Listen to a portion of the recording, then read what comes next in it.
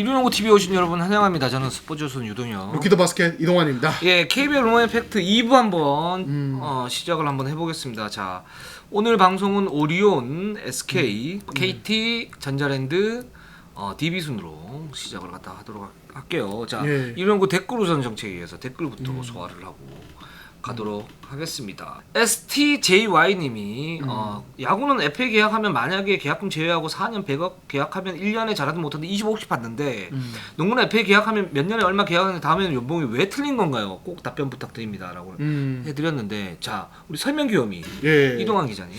그러니까 이게 단년 계약과 단연 계약의 어떤 차이라고 보시면 되는데, 네. 그러니까 야구 같은 경우는 이제 보장이 되죠. 그러니까 네. FA 계약을 이제 4년 100억이면은 매년 뭐 이게 사실 뭐 계약금이 들어간 금액이지만 야구계에서는 이제 뭐 매년 100억이라 봤을 때 25억씩 보장이 되는데, KBL은 첫 해 연봉만 이제 딱 그 계약 시에 보장을 잡고 그 다음부터는 어떤 연봉 협상을 통해서 재조정하게 되는 어떤 제도의 차이라고 좀 보시면 됩니다. 네, 그렇습니다. 그걸 이제 단년 계약이라고 그러고, 그쵸. 예전에는 예. 단년 계약이 있었죠. 뭐 예. 5년에 3억 해서 총액 15억 뭐 이런 식으로 해서 3억은 고정으로 나가는 그런 이제 단년 계약이 있었는데, 지금은 단년 계약은 없습니다. 예, 그렇게 좀 하시면 될 것 같고요. 예. 그리고 김자현츠님이 질문하셨는데, FA 보상 규정에 이제 선수 포함 3명 보호 이렇게 네. 되어 있는데, 사실 이제 KBL은 셀러리 캡 제도가 있는 상태에서 굳이 보상 선수 제도가 필요할까요? 어떤 FA 시장의 재미를 좀 반감시키는 규정이 아닐까요? 이렇게 또 질문을 하셨는데, 좀 이동 기자는 좀 어떻게 보세요? 이런 부분을. 저는 이 보장 선수 3명이 들어가 있는 게 음. 장단이 있다고 봐요.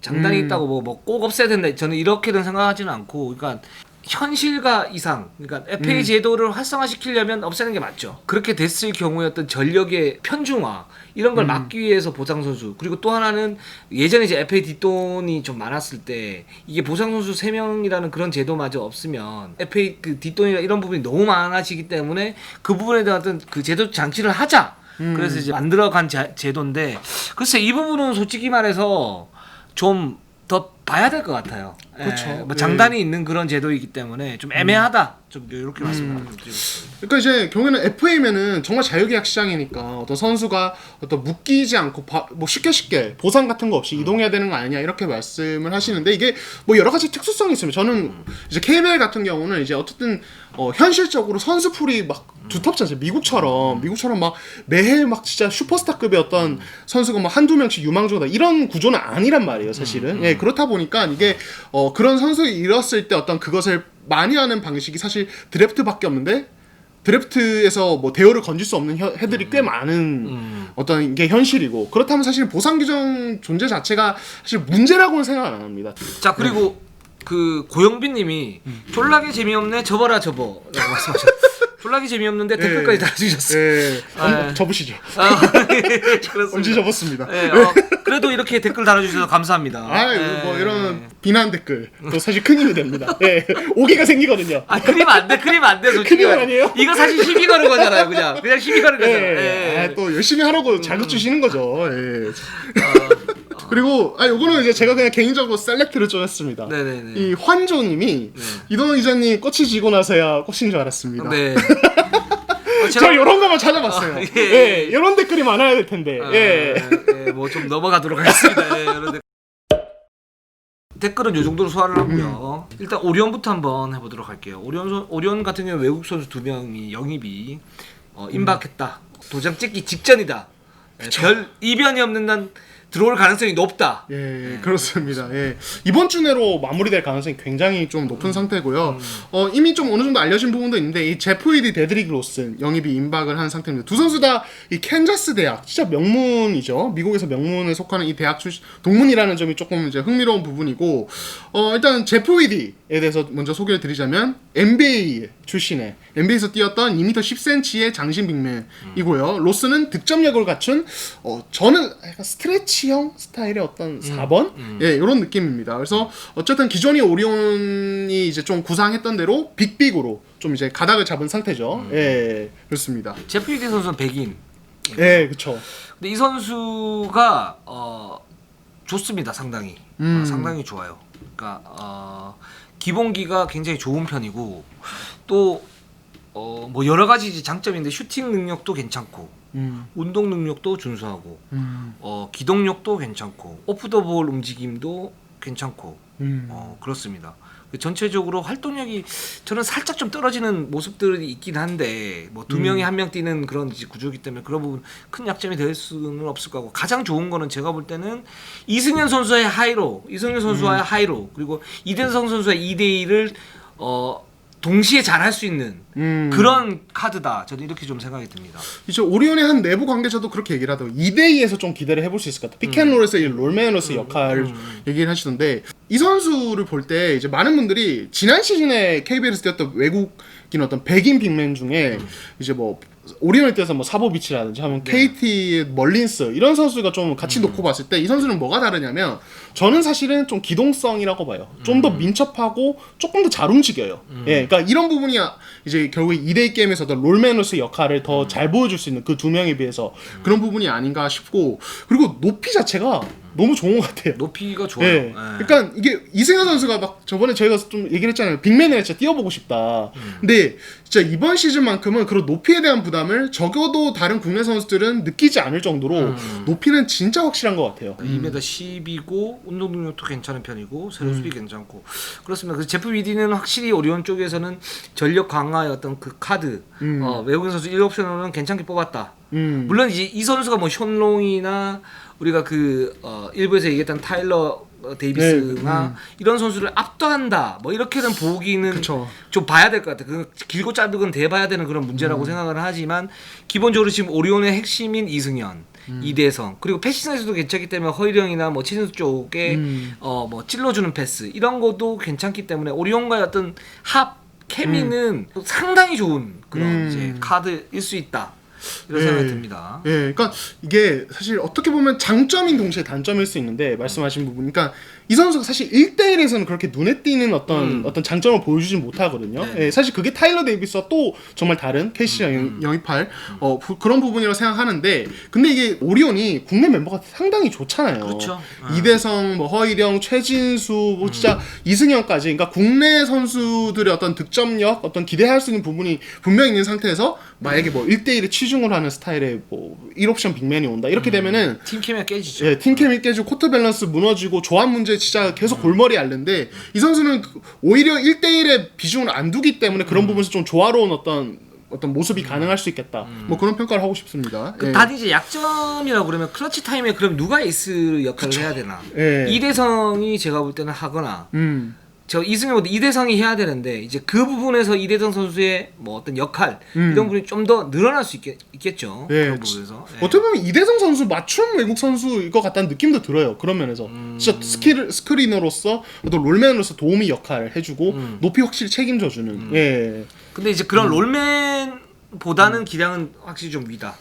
그쵸. 이렇게 사이즈 보고. 좋으니까. 네, 예. 그 데드릭 로슨 선수는 뭐 이동환 기자가 말했던 것처럼 이제 슈터치 굉장히 좋고 3점이 가능하고요. 왼손 오른손 플로터가 모두 가능한 그런 선수입니다. 근데 이 선수는 약간 좀 이제 골밑 수비가 좀 약할 가능성이 좀 있다라고 저는 보고 있어요. 물론 이제 5번의 어떤 움직임이 아니고 4번의 움직임 그쵸. 갖다 예. 보여주고 있고 프레임이 좀 얇은 그런 편이기 때문에 그래서 이 선수 같은 경우에는 오히려 이승현 선수가 외국 선수 수비하는 게 좀 더 나을 수도 있겠다라는 생각이 들 정도로 그쵸. 봤거든요. 저는. 좀 어떻게 보세요? 저도 그러니까 이 선수가 그러니까 되게 마르고 이런 건 아닌데, 말씀하신 프레임 자체가 얇은 데다가 뭔가 힘 있는 어떤 느낌은 전혀 아니거든요. 그러니까 좀 더 지켜봐야 되겠지만 수비 시에 상대 외국 선수 빅맨과 매치업 됐을 때 어떤 포스트업에 좀 많이 밀려 들어가는 뭐 이런 모습도 가능할 것 같아서 저도 그래서 사실은 이 선수가 코트에 나왔을 때는 이승현 선수가 좀 5번 역할, 5번 수비배 역할을 어느 정도 좀 해주면서 이 선수는 좀 공격 쪽에서 자기 역할을 그렇죠. 해주는, 그러니까 공간을 넓혀주고 3점 터트려주고 한 번씩 이제 1대1 해주고, 또 이 선수 그래도 기동성 괜찮기 때문에 속공 적극적으로 참여해주고 딱 어떤 공격적인 카드로 활용이 가능하지 않을까, 저는 좀 그런 생각이 들더라고요. 예. 네, 그렇습니다. 그래서 이 두 선수는 1옵션은 굉장히 뭐랄까 딱 맞는 카드라고 볼 수 있고, 2옵션 데드릭 로슨 선수는 약간 좀 맞지는 않는데 어쨌든 공격력 자체는 굉장히 좋은 선수다. 이렇게 좀 보면 될 것 같아요. 예. 그리고 지금 강훈주 감독과 이대성 선수가 지금 뭐 여러 가지 조율을 하고 있죠. 그렇죠. 이 강우준 감독과 이대성, 그러니까 어떻게 보면 가복 케미 계속 만들어가고 있는 그런 단계인데, 네. 최근에 또 이제 어떤 이야기를 했냐면, 이제 강우준 감독 이대성 선수에게 에이스로 팀 이끌면서 어시스트를 많이 또 해달라. 이제 더블 20개만 해보자. 사실 쉽지 않은 기록이긴 한데 네네네. 더블 20개만 해보자 올 시즌에 이렇게 얘기를 했고 이대성은 오히려 더블이 아니면 좋다. 저 득점 뭐 10득점 못해도 어시스트 10개 이상 꼭 해보겠다. 이렇게 서로 좀 주고받는 어떤 그런 또 케미가 계속 만들어지고 있다는 점. 그러니까 거기서 또 강구주 감독이 넌 득점도 잘해. 그냥 잘하면 알아서 더블 될 거야.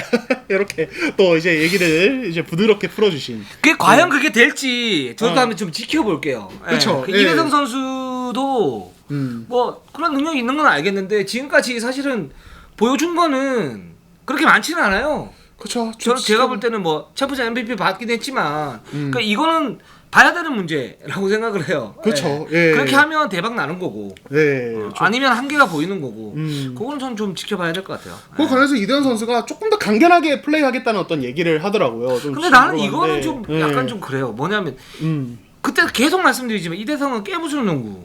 그러니까 자기가 득점을 많이 하면 그 공격형 포인트 가드에 가까운 농구. 그러니까 공격적인. 야간 그 야전 사령관이 아니라 그러니까 크리스 폴이 아니라 스테판 커리 비슷한 웨스트브룩에 비슷한 그런 유형의 선수잖아요. 근데 이 선수가 예를 들어서 어시스트 10개 이상을 하겠다. 물론 그렇게 할 수 있죠. 그랬을 때 어떤 그 자기가 득점을 하면서 이렇게 뿌려주는 거하고 어시스트만 하는 거하고 그랬을 때 이 공헌도가 어떻게 나타날 것인가. 그쵸. 이 선수 실책도 많거든요.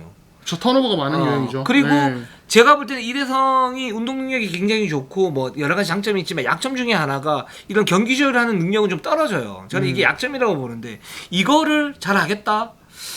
글쎄요. 글쎄요. 저는 방향성은 조금 안 맞는 것 같아요. 이 부분에서는. 네. 좀 봐야겠지만 네. 저는 조심스럽게 그렇게 생각이 듭니다. 예, 그래서 뭐 이 부분은 조금 더 지켜봐야 돼. 그러니까 일단 네네네. 이대현 선수는 본인이 좀 이 디시전 메이킹, 그러니까 플레이를 할 때 뭐 볼을 막 이렇게 상황을 다 이렇게 코트 상황을 보면서 드리블을 오래 끈다든지 이런 것보다는 조금 더 빨리빨리 판단을 할 수 있도록 좀 이제 신경을 써보겠다 이렇게 이야기를 하는데. 아니 예. 그러니까 어시스트를 많이 하겠다는 얘기는 조율을 좀 많이 하겠다는 얘기잖아요. 그렇죠. 예. 네. 근데 그런 능력이 사실은 저는 좀 이대성은 부족하다고 생각이 들거든요. 기본적으로 좀 힘든 부분이 있다. 스크린을 받고 한번 쭉 들어가요. 그럼 거기서 오픈이나 그럼 거기서 누구한테 빼줘야 된다는 얘기잖아. 그러니까 그쵸. 슛을 쏠 수 있고 빼줘야 되는데 저는 이대성이 그냥 쏴야 된다고 보는 거거든요. 근데 이대성 선수는 거기에서 빼주는 거에 좀 더 비중을 주겠다라고 얘기를 하는 거 아니에요 지금. 그렇죠. 근데 과연 그게 될까? 그냥 쏘는 게 낫지 않을까? 그냥 하던 대로 공격적으로. 네, 근데 거기서 간결한 플레이는 해야죠.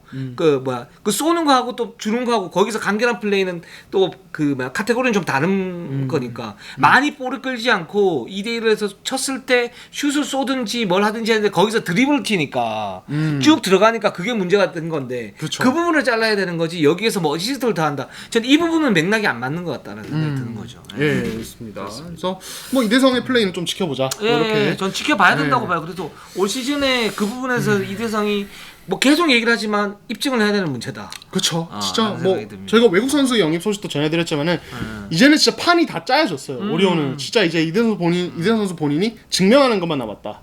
이렇게 말씀드릴 수 있을 그리고 것 제프 같고. 위디 선수가 네. 제가 볼 때는 다른 뭐 뚜껑 열어봐야겠지만 그러니까 맞춤형? 좀 더 이렇게 그 팀 플레이를 잘하는 그러니까 2대2 공격도 되고 하이로도 되고 그러니까 이승현 이대성과 맞는 그런 외국인 선수가 될 가능성이 높기 때문에 뭐 이 부분에서 이대성을 위한 어떤 판은 깔렸다. 나는 이렇게 보고 있습니다. 그 다음에 SK. SK로 한번 넘어가 보도록. 예. SK가 지금 미네라스 선수가 들어오면서 사실 라인업 자체가 굉장히 흥미롭게 됐어요. 예, 그렇죠. 그러니까 이게 사실 SK가 이제 미네라스를 좀 다르게 활용을 할 수 있는 가능성이 지금 현재 얘기가 나오고 있는 게 뭐냐면 사실 미네라스가 이 삼성에 있을 때는 삼성 어떤 팀 사정상 뭐 4번, 5번 좀 왔다 갔다 해야 되는 부분이 있었는데 SK는 아시다시피 뭐 최부경, 김민수, 김승원, 송창호 진짜 국내 빅맨들이 너무 탄탄하고 신장도 다들 좋기 때문에 네.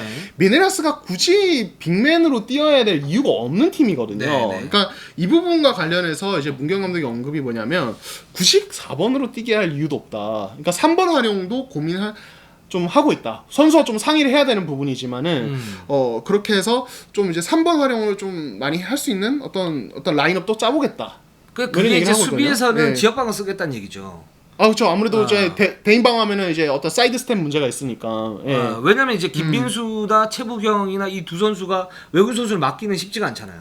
그런 부분도 있죠. 네, 예. 그러니까 미네라스가 막는 게 저는 좀 더 효율적이라고 보긴 하는데 그렇게 되면 1대1 대인 방어는 하지 않고 수비에서는 미네라스 그러니까 3번으로 뛰게 하면서 미네라스가 들어갔을 때는 어떤 지역 방어 형태를 가지고 오는데 그게 이제 SK는 사실 3-2 드롭존이 있는 그런 상태니까 이 드롭존을 쓸 수도 있다. 뭐 그런 이제 이야기도 같이 할 수 있을 것 같고. 네네. 그러니까 그렇게 됐을 때 과연 이 양쪽 날개 쪽에 어떤 선수들이 설 것인가 뭐 이런 부분들.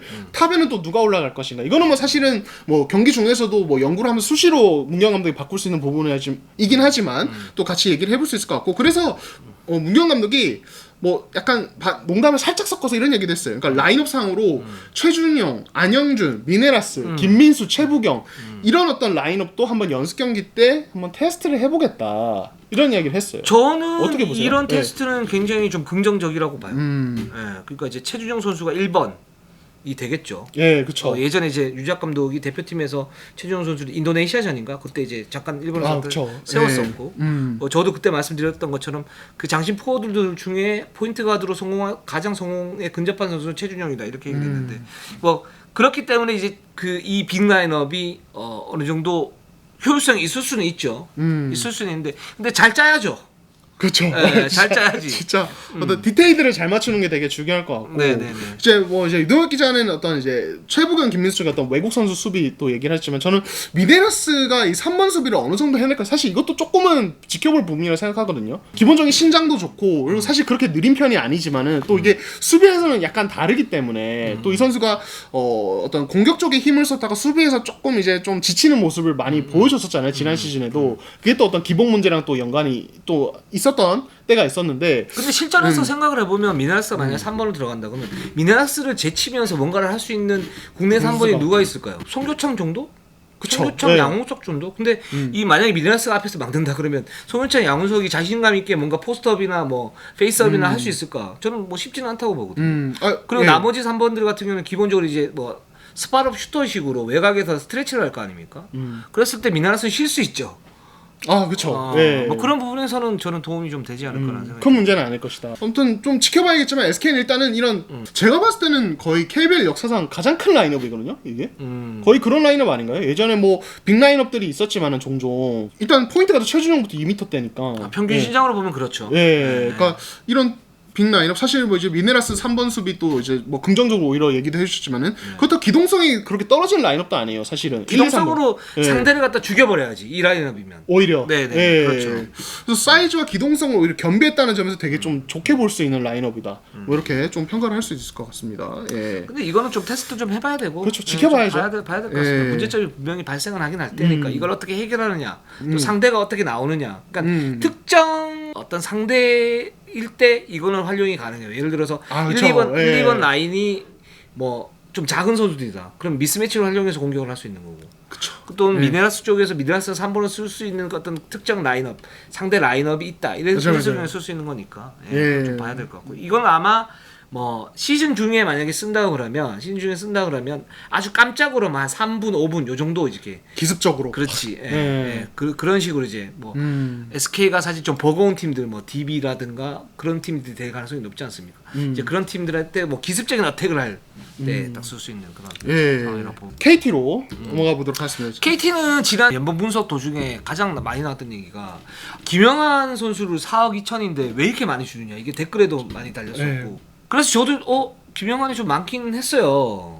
보니까 그 뭐 다른 선수들 이제 막 줄줄이 깎이는데 김영환 선수도 뭐 한 5천 정도 깎였죠.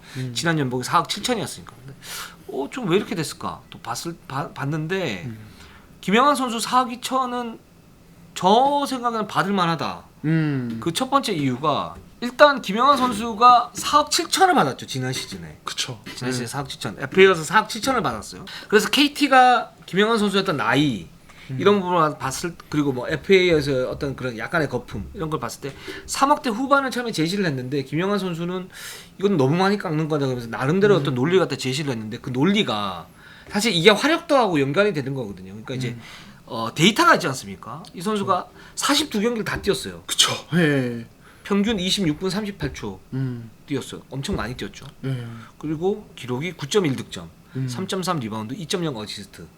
나름 나쁘지가 않죠. 상위권이죠. 예, 이 예, 정도면. 그러니까 모비스, 예. 함지훈 선수하고 비교를 해봐도 뭐 그렇게 떨어진다 이런 부분이 별로 없는 거죠. 거기에 KT는 지금 젊은 선수 호운, 양홍석이 중심이긴 하지만 기본적인 절대적인 어떤 그 라커룸 리더는 김영환입니다. 아, 그쵸. 예. 그리고 KGC 같은 경우에 지금 그런 롤을 하는 선수가 양희종 선수가 있잖아요.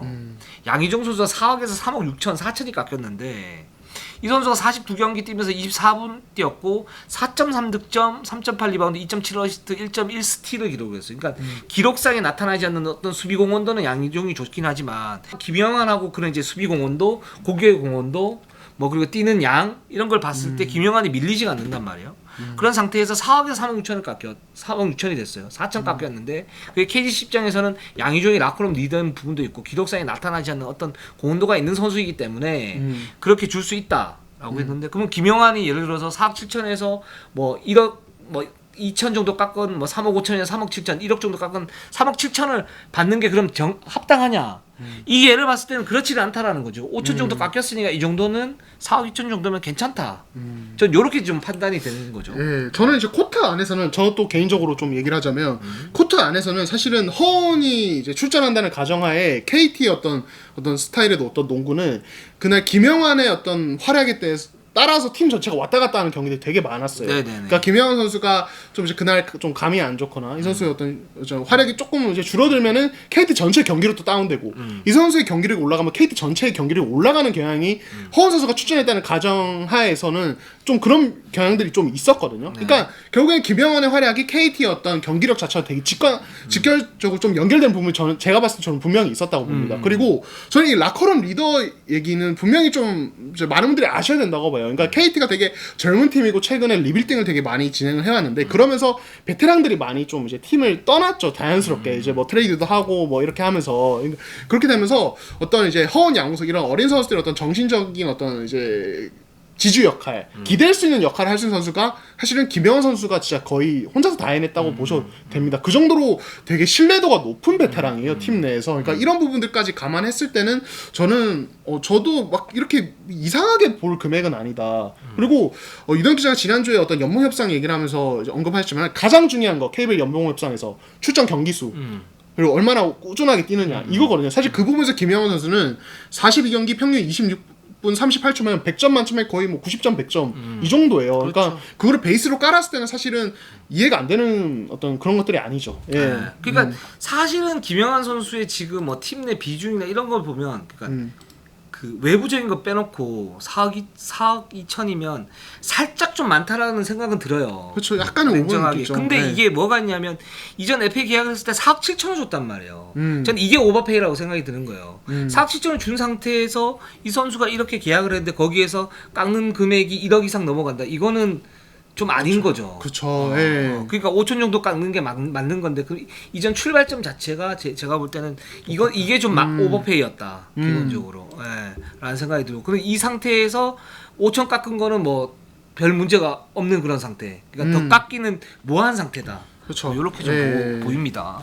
자, 그다음 이제 전자랜드로 한번 가볼게요. 전자랜드가 지금 셀럽캡 소진율이 60%인데 유동 감독이 올 시즌은 선수 성장의 목적을 두겠다 이렇게 얘기를 해서 김낙현이나 정영상 선수가 SNS에서 약간 좀 실망한 불만을 표시했는데 좀 이건 좀 말이 안 되는 거 아니냐라고 이제 얘기들이 좀 나오고 있어요. 좀 이 부분에 대해서 좀 어떻게 보십니까? 그러니까 이게 일단 김낙현 선수가 기량 발전상을 받았는데 이제 인상폭이 그렇게 크지 않았다는 점. 그러니까 뭐 이런 부분들을 고려했을 때 뭐 선수들 입장에서는 당연히 조금 이 정도밖에 안 쓰나 구단에서 돈을 뭐 이런 생각이 들 수는 있을 것 같아요. 들 수 있죠. 예. 60%밖에 소진을 안 했는데. 그렇죠. 예, 그러니까 그런 부분들을 고려했을 때는 선수들은 당연히 불만이 있을 수 있는데, 그러니까 이게 어쨌든 현실적인 구단에서 어떤 뭐 처하는 입장이랄까요? 현실적인 입장들이 있잖아요. 상황들 그런 부분들을 고려했을 때 마냥 또 선수들처럼 이렇게 이건 아니지 않나 이렇게만 볼 수 없지 않나 여러 가지 배경들이 있지 않습니까? 예. 그게 첫 번째로 저는 큰 문제가 여기서 핵심 문제는 그거라고 봐요. 그러니까 전자랜드의 소극적인 투자 이 부분이라고 봐요. 그러니까 지난번에 저희가 이제 전자랜드의 어떤 해체 위기를 얘기를 하면서 이게 코로나 팬데믹 사태 때문에 이게 전자랜드가 올 시즌마다 운영할지 안 할지 모르겠다. 근데 운영하기로 이제 결정을 했죠. 이제 고맙게도 그렇죠. 결정을 했고, 근데 그 부분에서 제가 볼 때는 예산이 좀 깎인 것 같아요. 그러니까 물론 이제 거기에 대해서는 얘기를 안 합니다. 전자랜드 구단 쪽에서는 얘기를 안 하는데 이렇게 보면 그런 것 같아요. 김지한 선수를 이제 현금 보상으로 캐시 쪽으로 넘긴 부분도 그쵸. 그렇고 그래서 5억 6천을 받았죠. 받아가지고 운영비 쪽으로 이제 한 것도 그렇고 실제로 지금 이제 셀러캡 소진율 60%밖에 안 되면서 어떤 그 연봉의 최소화 시킨 부분도 그렇고 셀러캡 소진율 60%밖에 소진을 못했고 이 상황을 전전에도 유동 감독이 모를까? 뭐 당연히 다 알고 있겠죠. 그럼요. 예. 기본적으로 알고 있죠. 이 유동 감독은 팀을 이끌어야 돼요. 뭔가 모티베이션을 주고 당위성을 줘야 돼. 그 당위성을 주기 위해서 올 시즌은 그러면 성장이 목적이야. 이렇게 얘기를 했단 말이에요. 고충이 있다는 건 알겠어. 근데 저는 이렇게 얘기하는 건 좀 아닌 것 같아. 뭐 어떻게 얘기하냐면 얘기를 이런 부분에서 얘기하지 말고 내부적으로 그냥 선수들 모아놓고 결속시키는 거 이것만 하면 될 것 같아요. 그리고 뭐 거기에 대해서 물어보는 그런 부분에 대해서는 뭐랄까 좀 뭐 기술적으로 좀 회피를 하거나 아니면 근데 이거를 선수들도 대부분 알고 있을 텐데 이거를 올 시즌 뭐 셀렉킵 한 거는 뭐 구단 운영상의 문제가 아니고 어려움의 문제가 아니고 그냥 올 시즌 이렇게 깃발 꽂고 가는 거야. 이렇게 얘기하는 건 좀 아니라는 거죠. 핀트가 안 맞잖아. 그렇죠. 그렇지 않습니까? 근데 전자랜드 구단 자체도 그러니까 어쨌든 지금 투자를 안 하고 있는 것은 팩트이기 때문에 그러니까 모기업에서 그러니까 이런 부분에서 지금 사실 여론도 좀 계속 안 좋아지고 있고 팬들의 여론도 계속 결정의 순간이 찾아오는 것 같기도 해요. 올 시즌은 일단은 뭐 코로나 팬데믹 사태 때문에 전자랜드 많이 어렵고 그래서 이제 그랬을 경우에 이제 인수할 수 있는 구단들이 나오기 쉽지 않잖아요. 아는 상태에서 지금 전자랜드가 어쨌든 올 시즌 끌고 가기로 했고 그런 부분에서 이런 지금 구조가 돼 있는 거는 뭐 어쩔 수 없는 현실적인 문제점이라고 보는데 근데 제가 볼 때는 앞으로 다다음 시즌이 또 문제가 되지 않습니까? 그러니까 전자랜드가 지금 홍범철 구단주였던 뭐 100% 의지를 가지고 이제 이게 갈 것인지 말 것인지 결정하는 구조인데 저는 그런 시스템은 굉장히 좀 불안하다고 봐요. 굉장히 불안하다고 보고 그렇게 되면 당연히 전자랜드 구단 자체가 굉장히 불안해지는 그런 부분이고 그리고 KBL도 이 부분에 대해서는 뭐 올 시즌 시작하기 전에 뭔가 전자랜드 쪽하고 얘기를 해서 조치가 좀 나오지 않을까. 왜냐하면 만약에 구단 해체를 한다고 그랬을 때는 1년 전에 통보를 해야 되는 그런 규정이 있기 때문에 여기에서 전자랜드가 뭐 정말 견고하게 가지고 갈 건지 아니면은 정말 뭐 접을 건지 뭐 이런 부분에 대한 뭐 얘기들이 의미 있는 얘기들이 아마 나오지 않을까라는 생각이 들고요. 자, 그다음에 DB 좀 이제 이야기를 하자면은 그 DB 같은 경우는 지금 나카무라 타이치의 어떤 이 입국 과정, 그러니까 저 비자 발급이 일단 우선적으로 해결이 되는데 이게 조금 계속 좀 지연이 되고 있죠. 그래서 이게 그 나카무라 다이치 선수가 일본에서 비자를 받아야 돼요. 그러려면 여기서 필요한 서류를 갖다 떼서 줘야 돼요. 그렇죠. 그래서 좀 더 빨리 비자를 받기 위해서 어떤 임시 번호를 발급을 해가지고 DB에서는 빨리 줬어요, 최대한. 줬는데 그 한국 대사관에서 지금 그 비자가 발급이 지금 계속 지연이 되고 있다고 합니다.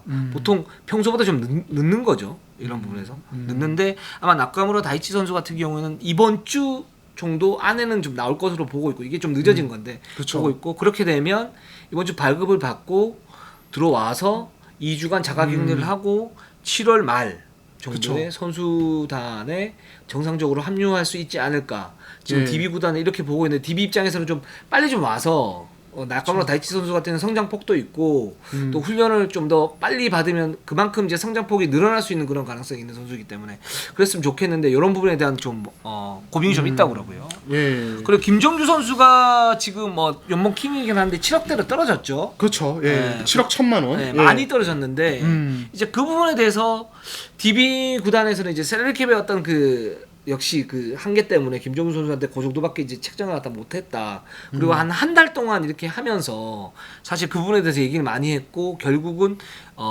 연봉 마감 협상 하루 전인 6월 29일날 극적으로 이제 타결이 됐다고 해요. 그러면서 김정우 선수도 여기에 대해서 너무 많이 깎는 부분도 있는 것 같고 근데 이게 기준점이 없지 않습니까? 지금 김정우 선수 같은 경우에는 6억 넘어가면 기준점이 없어져요. 그렇죠.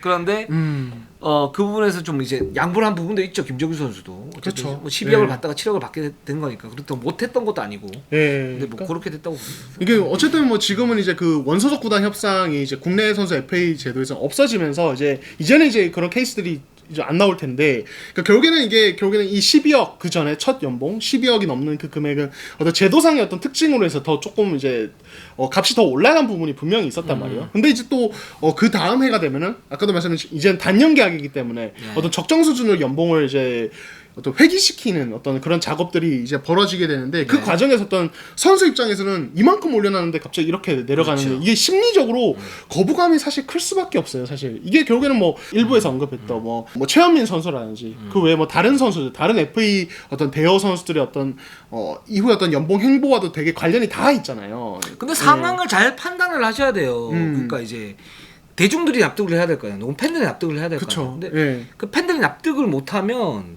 그거는 선수가 무리한 요구를 하는 게 맞아요.